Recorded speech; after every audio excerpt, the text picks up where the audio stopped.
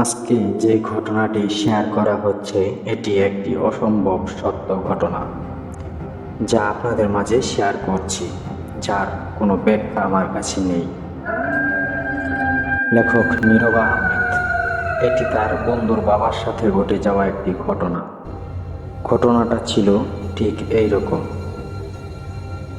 আমার বন্ধুর বাবা ঢাকা চাকরি করতেন।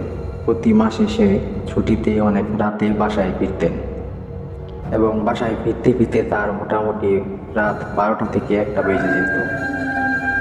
একদিন সে ঢাকা থেকে বাসায় যাওয়ার জন্য বেরিয়েছে। তো সেদিন আকাশে অনেক বিদ্যুৎ চমকাচ্ছিল এবং গুড়ি গুড়ি বৃষ্টি হচ্ছিল।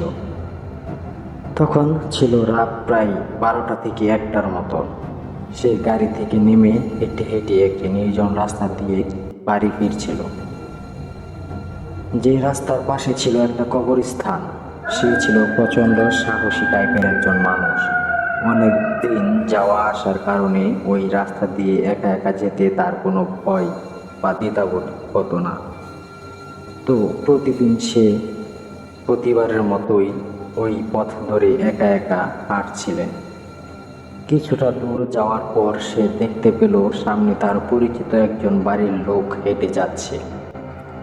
লোকটিকে দেখে সে চিন্তা করলো, বেশ ভালোই হলো, এত রাতে দুজন গল্প করতে করতে বাড়ি যাওয়া যাবে। কিন্তু অদ্ভুত ব্যাপার হলো, সে যতই তাকে সামনে গিয়ে ধরার চেষ্টা করছে ততই লোকটির পেছনে চলে যাচ্ছে। এইবার একটু ভয় পেল সে। সেই লোকটিকে এবার জোরে ডাক দিতেই লোকটি দাঁড়িয়ে পড়ল। এরপর সে লোকটির সাথে হাঁটা শুরু করলো। হাঁটতে হাঁটতে সে লোকটির সাথে অনেকবার কথা বলতে চাইল, কিন্তু লোকটা তার কোনো কথারই জবাব দিল না।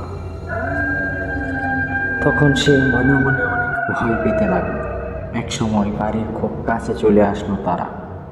অনেকদিন পর বাড়ি ফেরার কারণে সে বাড়ির কাছে আসতে কিছুটা অন্যমনস্ক হয়ে গিয়েছিল।